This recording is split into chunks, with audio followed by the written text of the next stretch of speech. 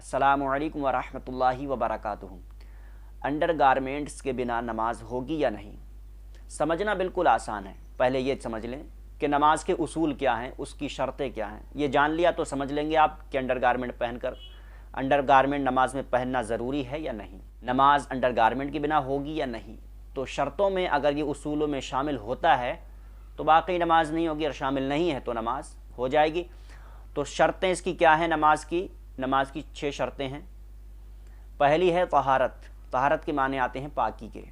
طہارت کا معنی پاکی ہے، جسم کی پاکی یعنی بدن کی پاکی، کپڑے کی پاکی اور جگہ کی پاکی۔ جہاں نماز پڑھی جائے اس جگہ کا پاک ہونا، بدن کا پاک ہونا، کپڑوں کا پاک ہونا، یہ نماز کے اصول ہے، یہ شرط ہے۔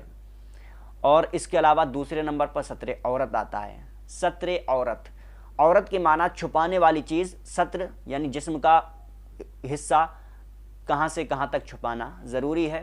مرد کے لیے ستر عورت ناف سے لے کر گھٹنے تک ہے، گھٹنوں تک، ناف سے لے کر گھٹنوں تک مرد کو چھپانا یہ فرض ہے۔ نماز میں یہاں تک چھپانا شرط ہے۔ عورت کے لیے کلائی اور پیروں کے یہ پنجے اور چہرے کے سوا پورا ہی بدن ستر عورت ہے۔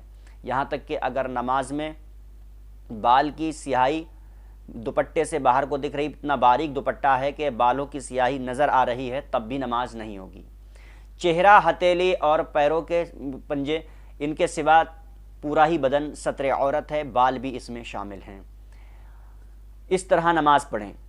اور اگر مرد حضرات ناف سے لے کر گھٹنے تک چھپا کر نماز پڑھتے تو نماز ہو جائے گی۔ اگر کپڑا ہے بدن اور چھپانے کے لیے پھر بھی وہ اس طرح نماز پڑھ رہا ہے تو نماز تو ہو جائے گی، لیکن یہ خلاف سنت ہے۔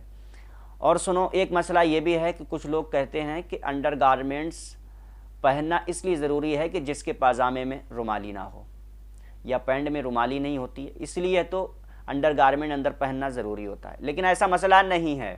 یہاں چھپانے کا ذکر ہے کہ ناف سے لے کر گھٹنوں تک یہ ستر عورت ہے مرد کے لیے۔